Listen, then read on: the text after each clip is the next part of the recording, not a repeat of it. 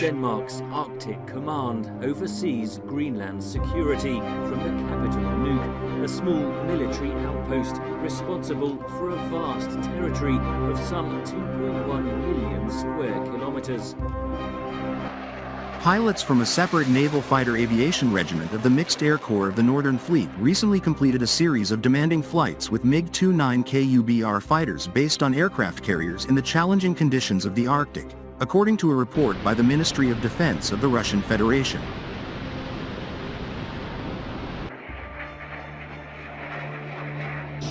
The Arctic today represents a major geopolitical issue due to its abundant natural resources, its strategic importance, and its key role in global climate dynamics. With the acceleration of global warming, the melting ice is opening new maritime routes, reducing the distance between continents and thus facilitating access to previously inaccessible oil, gas, and mineral resources.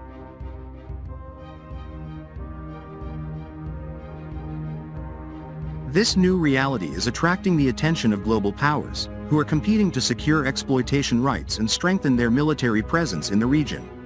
Furthermore, the issue of sovereignty over these waters and lands is becoming increasingly complex, as several neighboring nations, such as Russia, Canada, the United States, and Nordic countries, claim strategic maritime areas.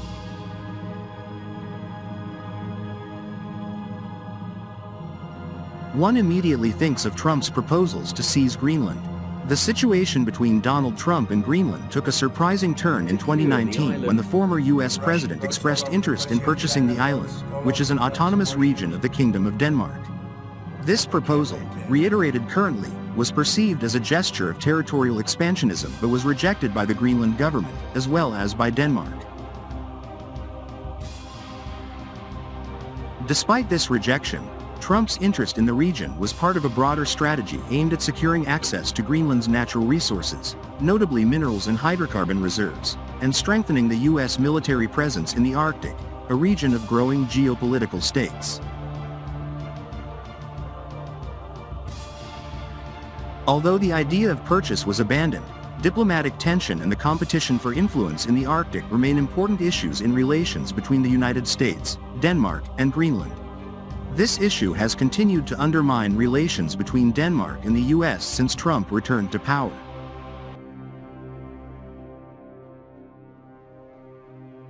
These flight exercises, conducted after the end of the polar night, allowed MiG-29 KUBR crews to practice key combat maneuvers and aerobatic techniques at different altitudes. The twilight conditions added an extra challenge, requiring increased preparation and adaptation from the pilots to ensure safe and effective operation in the unique Arctic environment.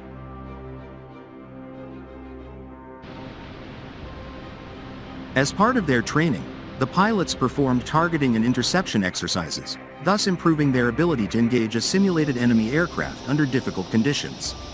This exercise plays a crucial role in maintaining operational readiness, as it provides the crews with valuable experience in real-world scenarios involving rapid responses to aerial threats. Once the flight missions were completed, the MiG-29 Cub fighters returned to their permanent base at SEVEROMORSK-3, marking the end of this intensive training cycle.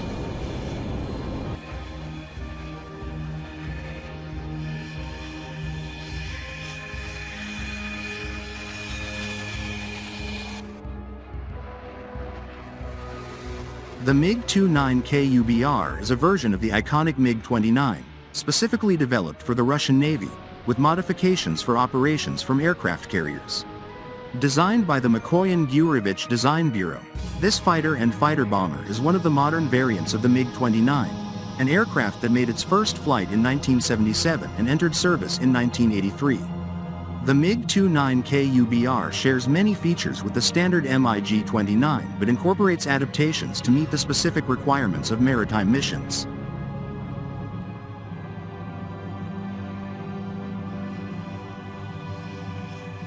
The aircraft is powered by two Klimov Road 3.3 turbojet engines with afterburners, providing impressive thrust that allows the MiG-29 KUBR to reach a maximum speed of 2,445 km per hour, or Mach 2.25.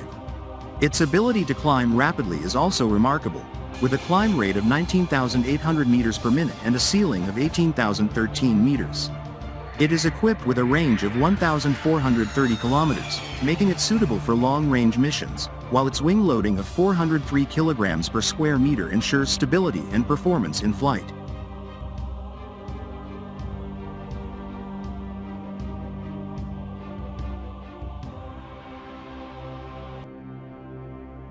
The aircraft is designed to be versatile in terms of armament, with a 30mm Gryazev Shipunov GSH-30-1 internal cannon and the ability to carry up to 5,000 kilograms of external armament, including 6 missiles. The aircraft is also equipped with advanced avionics, including the N019 SAPFIR-29 slot-back radar, an infrared search and track (IRST) system, and an L203BEGARDENIYA-1 Fu radar jammer, enhancing its electronic warfare and detection capabilities in a complex environment.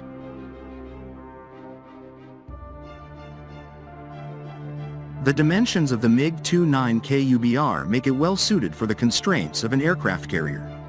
With a wingspan of 11.36 meters, a length of 17.32 meters, and a height of 4.7 meters, the aircraft is optimized for low-speed maneuvers while maintaining great agility.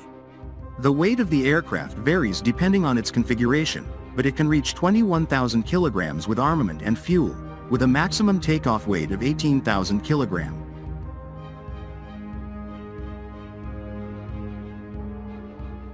This training highlights the importance of operational readiness in the Arctic region, a strategically significant area for the Russian military, and underscores the ongoing efforts to modernize the Russian fleet's aerial assets.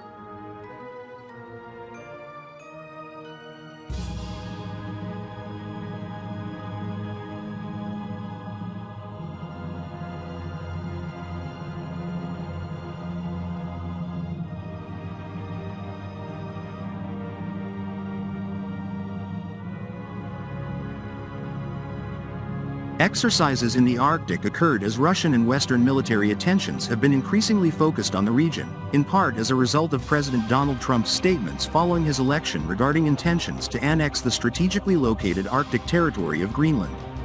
The conclusion of MiG-29K exercises also closely coincides with the first deployment of Russian Tu-160 strategic bombers for long overflights over international waters in 2025, which occurred in the Arctic.